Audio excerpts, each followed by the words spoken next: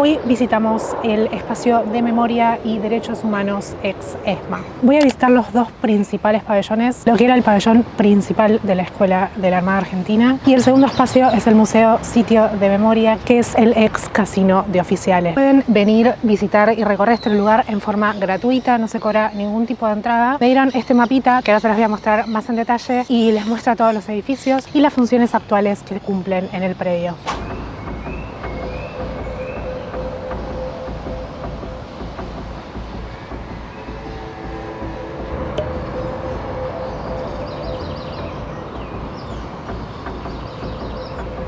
Este es un lugar que les recomiendo que visiten, ya sea que estén visitando la ciudad, vengan de afuera, vengan de alguna otra localidad que no sea la ciudad de Buenos Aires, o mismo si viven en esta ciudad como yo. Todavía no entré, todavía no visité absolutamente nada, y es un lugar por el cual pasé durante más de 2 años todos los días por la puerta con el colectivo, porque trabajaba bastante cerca, y todos los días pasar por la puerta tenía un impacto particular en mí. Nunca me animé a entrar y hoy llegué a la conclusión de que vale la pena que compartamos este lugar y las cosas que pasaron acá.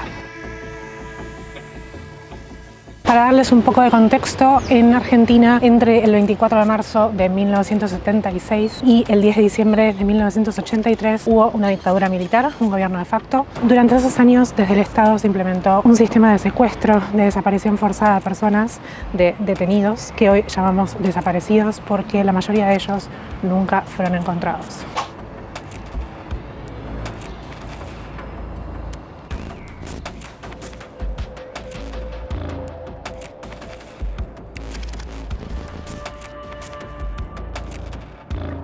Este fue uno de los centros más grandes del país, si no el más grande, por donde pasaron miles de personas y la mayoría de ellas todas desaparecidas. El que ven detrás mío, ese es el pabellón principal de la Escuela de Mecánica Argentina, la ex-ESMA, y hoy el pabellón está convertido en un memorial, básicamente, de los desaparecidos.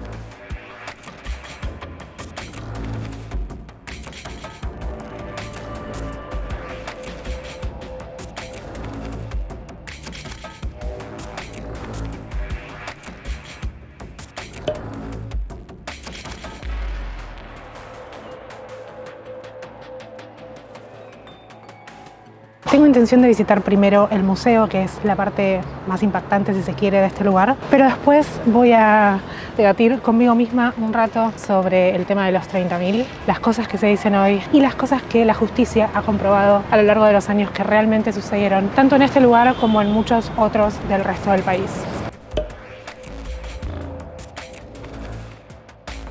Bueno, hay sectores que están cerrados, están siendo remodelados, pero en todo el predio van a encontrar infografías con información de la gente que se sabe que estuvo en este lugar. Como les decía, este es uno de los centros más grandes de detención clandestina, si no el más grande. Por acá se estima que pasaron unas 5.000 personas y de esas 5.000 la mayoría el día de hoy continúa desaparecida. No se conoce el paradero, el destino final de esas personas. Y por otro lado tenemos algunas que refieren a las actividades que se desarrollaban en cada uno de los edificios. Durante la dictadura no solamente se implementó este sistema de secuestro, de detención, de desaparición forzosa que involucraba a estudiantes secundarios, estudiantes universitarios, gente involucrada en sindicatos, activistas o militantes políticos, y en muchos casos también se llevaban a gente que sencillamente era conocida de. Los secuestros de esas personas se realizaban durante el día, por la calle, a la salida de las escuelas, las universidades, los trabajos o incluso en la mitad de la noche. De hecho, se sabe que durante esos años se apropiaron de las propiedades, los bienes que tenían esos detenidos desaparecidos. Esto que tenemos detrás es el playón de estacionamiento y esa infografía mencionaba a los famosos autos Falcon. Los Falcon verdes quedaron asociados a todo este proceso porque en su mayoría los secuestros se realizaban en esos autos. Y durante esta época no solamente las mantuvieron secuestradas en estos centros clandestinos de detención, las maltrataron, las torturaron, las y también a las mujeres que eran secuestradas estando embarazadas, las obligaban a tener a sus hijos en estos centros clandestinos, y el otro sistema que implementaron fue el de apropiación de bebés, el robo de bebés de esas madres secuestradas. En muchos de esos casos, esos bebés eran apropiados por familias militares o de policías. Hoy, 2023, no recuerdo exactamente el número, los nietos recuperados por las abuelas de Plaza de Mayo. Por supuesto que sus madres nunca han sido encontradas, pero las abuelas han podido recuperar a parte de esos nietos y continúan la búsqueda del resto resto de los nietos que faltan, que hoy tienen entre 40 y 50 años y los cuales aún no conocen su verdadera identidad.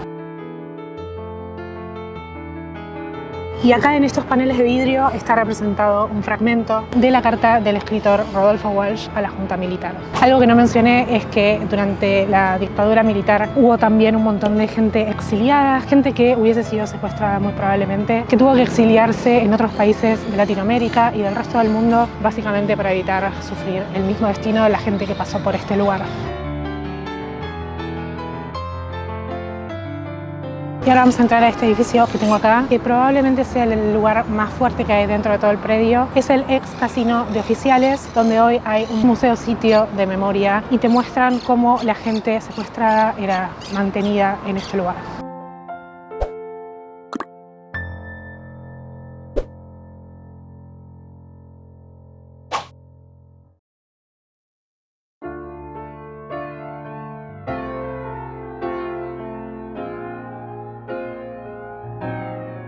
Les dejo la mayoría de las imágenes que tomé, la pueden frenar y leerlas tranquilos, pero en resumen, los secuestrados llegaban al playón que les mostré antes y se los ingresaba a este edificio, el ex casino de oficiales. Lo vamos a ver en el sector del sótano, pero primero los enviaban ahí, donde eran torturados para obtener información que permitiera el secuestro de otros militantes, también no militantes, y evitar así que se conociera la información del secuestro y se pudieran ocultar o escapar. Acá el edificio tiene 3 pisos, los principales son el tercer piso, que era donde alojaban a los detenidos, y el sótano o el subsuelo, que ahora lo vamos a visitar, pero entiendo que era donde los torturaban.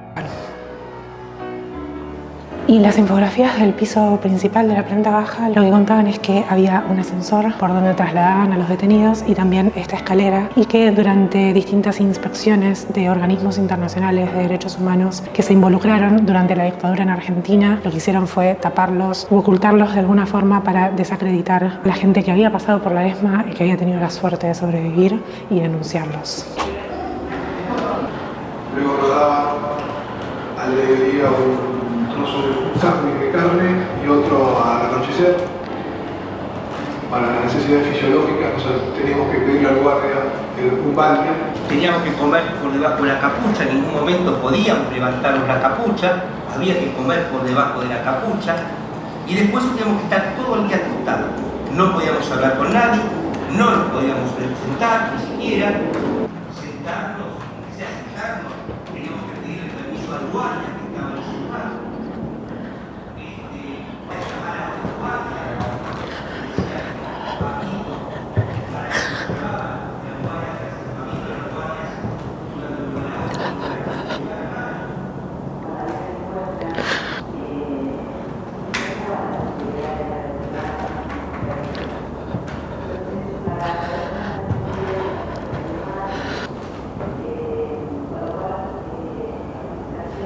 En el tercer piso era donde mantenían a los secuestrados la mayor parte del tiempo. Ese lugar lo llamaban capucha, ya que estaban encapuchados todo el tiempo y en condiciones realmente inhumanas, obligándolos a estar acostados en espacios de tamaño reducido, uno al lado del otro, pero separados físicamente sin poder tener contacto ni hablar entre ellos. Las ventanas que se ven hoy estaban tapiadas, la única iluminación era artificial, pero en muchos casos los testigos contaron que estaban en penumbras. Por supuesto, la comida que les daban era escasa y solamente le daban lo necesario para mantenerlos con vida.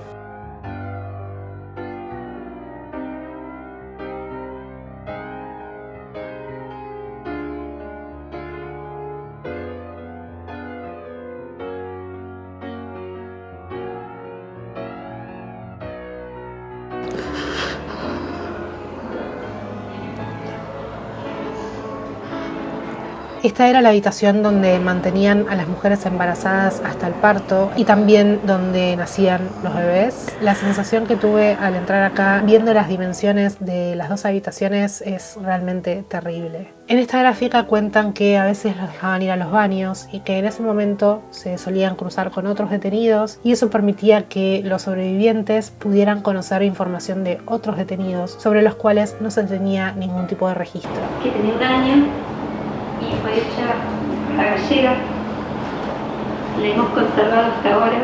este otro sector es llamado pecera, por cómo estaba diseñado con acrílicos para que se los pudiera ver constantemente, y ahí es donde los obligaban a realizar distintos trabajos forzados. Acá llegamos al sótano donde, como les dije antes, llevaban a los secuestrados inmediatamente al llegar al predio para intentar sacarles información. Esta viga es recordada por los sobrevivientes porque se golpeaban con ella debido a que tiene una baja altura y ellos llevaban sus ojos vendados y eran empujados por los guardias. De hecho, llamaban irónicamente el pasillo de la felicidad, si no me acuerdo mal, a este sector, porque era donde, entre comillas, cantaban los torturados y decían la información que tenían. Me sientan la esposa adelante y me dicen que quiero una declaración que escriban la historia de mi vida textual. En esta sección siguiente es donde se relatan los traslados, entre comillas, que no era otra cosa que la forma que implementaron para deshacerse de los secuestrados, para desaparecerlos definitivamente. La descripción de los conocidos vuelos de la muerte es simplemente escalofriante. Los secuestrados que eran seleccionados para estos traslados, en comillas, eran trasladados adormecidos o medicados, mejor dicho, en aviones, y luego los arrojaban con vida al mar o al Río de la Plata.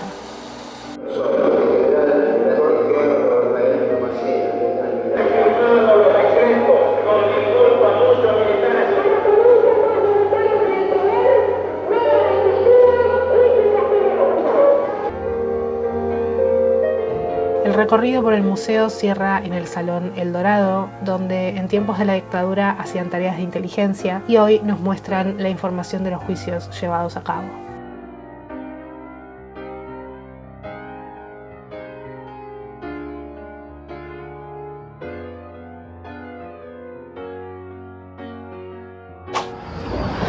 Bueno, me parece que no voy a poder hablar mucho, así que voy a volver a casa y les cuento el resto en casa.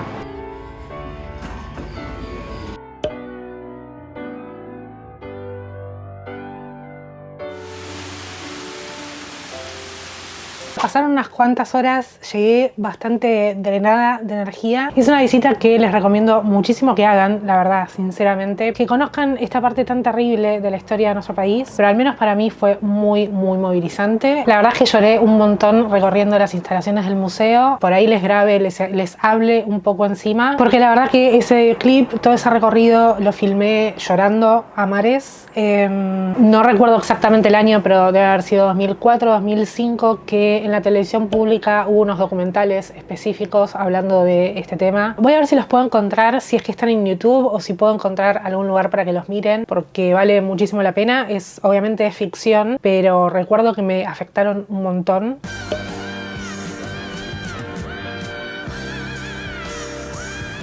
Y a partir de ahí, si bien yo ya conocía las cosas que habían pasado, empecé a investigar un montón más, empecé a leer más y siempre fue un tema que me sensibilizó mucho. Entonces, no es sorpresa haberme sentido así visitando las instalaciones, el museo. Es bastante fuerte. Tuve solamente 25 minutos más o menos para recorrer el lugar porque cerraba a las 5 y yo grabé todo lo anterior antes de ir al museo. Así que si les interesa ir y van a ir a la tarde cerca del horario de cierre, prioricen ir primero al museo y después pueden recorrer el resto de las instalaciones que están abiertas hasta más tarde. Así que reitero, es una visita muy movilizante, pero les recomiendo enfáticamente que lo hagan, ya sea que sean de Buenos Aires, de otras ciudades o provincias del país, o que sean extranjeros, porque sí es una parte muy oscura de la historia argentina, pero sobre todo considerando el momento político en el que estamos, creo que no viene mal recordar este tipo de cosas y si no los conocían, conocerlo, saber lo que pasó y que no son solamente un número. Y esto era lo que les adelanté un poco en el video que quería hablar, este tema que hay gente que dice que no fueron 30.000. No fueron 30.000 los desaparecidos. Para nosotros durante los 70 hubo una guerra. Las fuerzas del Estado cometieron excesos. Lo que dice el candidato a presidente es que no fueron 30.000, que fueron 8.000 y algo, y que no fue terrorismo de Estado, que no fue un genocidio, sino que fue una guerra y que los militares cometieron excesos. Número uno, ese es el mismo discurso de Masera, uno de los generales de la dictadura. Casi palabra por palabra son calcadas. Quería aclarar un poco desde mi punto de vista, desde lo que se conoce y desde la información que está disponible. Pero para darle un poco de fundamento a lo que voy a decir, tengo que mínimamente revisar un poquito qué es esto que quieren fundamentar como una guerra, o la teoría de los dos demonios también se conoce, y básicamente se trata de que antes del inicio de la dictadura lo que había era una guerrilla, el grupo se llamaba Montoneros, los cuales también han sido juzgados, al igual que se sometieron la junta militar a juicio, también lo hicieron a los montoneros que sobrevivieron básicamente y que tenían pruebas obviamente de que habían cometido algún delito, lo cual es lo lógico, lo esperable dentro de un sistema democrático.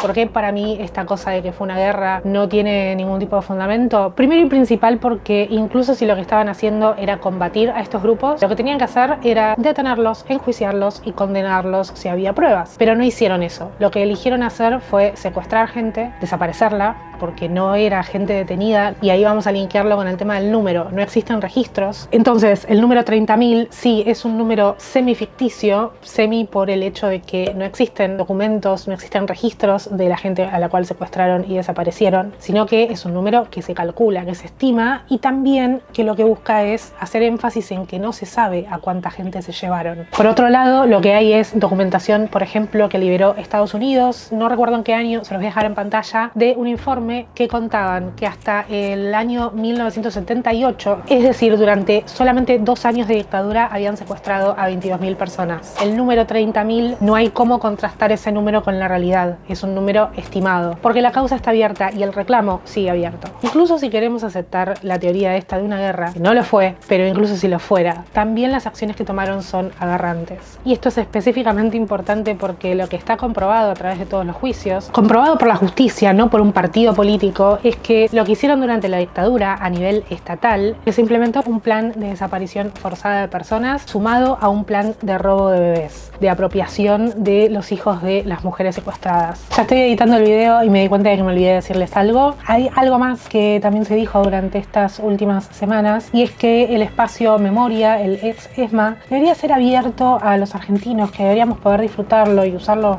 Vas a saber uno para qué. Entonces quería hacer 2 comentarios. Número 1, que me parece prioritario que exista este lugar, porque no todo el mundo tiene por qué saber lo que pasó, ni cómo pasó, ni las atrocidades que cometieron en el lugar, porque además la gente que pasó por esos lugares, la que salió y la que no, lo mínimo que se merece es ser recordada, además de tener justicia. Y por si eso fuera poco, que no lo es en absoluto, la UNESCO declaró el espacio Memoria, ex ESMA, como patrimonio de la humanidad. Y ya les dije que es un predio al cual se puede ingresar sin pagar ningún tipo de entrada.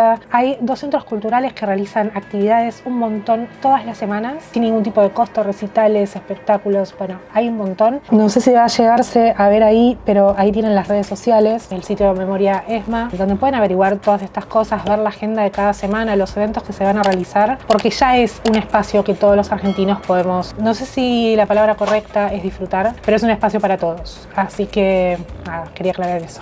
Por último, si les interesa este tema, los invito a investigar, a informarse más de este tema. Este libro, Nunca Más, no es un libro de ficción ni un relato armado, es el informe real de la CONADEP. La CONADEP fue la comisión encargada de investigar todos estos delitos, y sí, les anticipo que es un libro súper fuerte. De hecho, no pude terminar de leerlo y la verdad es que no tengo mucho más para decir. Reitero que este tema me moviliza un montón y espero que también los movilice a ustedes. No me quiero meter a decirles a quién tienen que votar o no, pero para mí realmente no da lo mismo. Las circunstancias pueden ser y son muy malas. Nunca podría apoyar a alguien que desprecie o menosprecie todo esto que pasó, que niegue lo que pasó o lo que está sucediendo hoy, que lo reivindique. Cerramos este video un tanto atípico en el canal y nos vemos la próxima. Cuídense.